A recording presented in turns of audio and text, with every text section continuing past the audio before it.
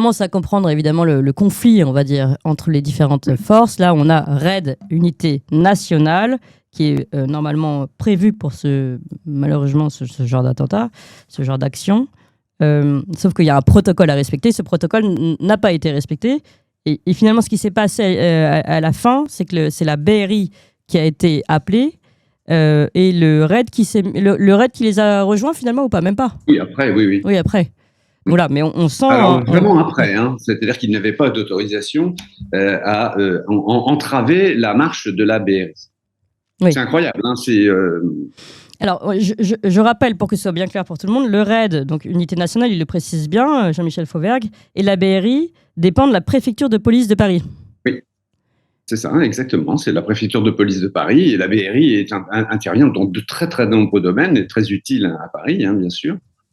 Mais la partie terroriste, la partie attaque terroriste, c'est pas leur fort. Alors, attention, c'est pas leur fort, sauf si on intègre une unité de cette BRI que personne ne connaît ou ne connaissait parce qu'elle a été dissoute depuis. L'ABI, qui s'appelle l'ABI. Oui. Et là, on a affaire à vraiment des policiers ultra entraînés qui sont une unité à laquelle on fait appel exactement dans le cas d'une attaque terroriste. Et on n'aura pas fait appel à eux. Oui.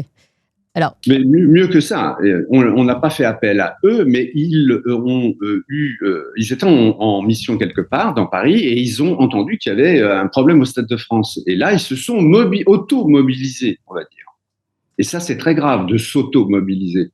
C'est-à-dire qu'ils se sont automobilisés pour pouvoir intervenir. Et là, ils ont suivi les événements, ils ont entendu les terrasses, et là, ils filaient vers le Bataclan, enfin dans le quartier du Bataclan. Et là, on leur a absolument interdit d'intervenir. Oui, mais ça, on a aussi un autre extrait. Il fallait qu'ils aient un ordre, ils n'en avaient pas.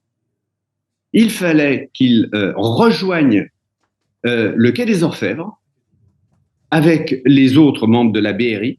Et là, je peux vous assurer que les minutes et les dizaines de minutes qui passent, c'est les morts de Bataclan. Évidemment. Voilà, c'est là que le problème est insupportable. C'est-à-dire qu'on avait une unité qui pouvait intervenir et qui serait intervenue, on ne sait pas exactement à quel moment, mais pendant la fusillade, quoi. Ou au mieux avant la fusillade, on ne sait pas. Voilà, et qui ont eu interdiction d'intervenir.